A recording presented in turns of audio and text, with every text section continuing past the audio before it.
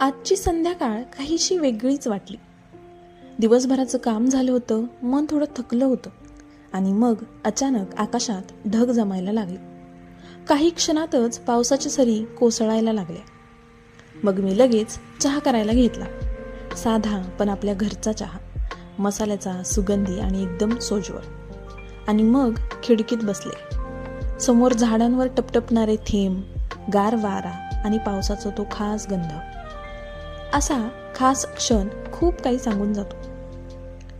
कधी कधी आपल्याला कोणच नको वाटतं, ना फोन ना सोशल मीडिया, फक्त स्वतःसाठी थोडा वेळ, हातात चहा आणि समोर निसर्ग आणि मन शांत.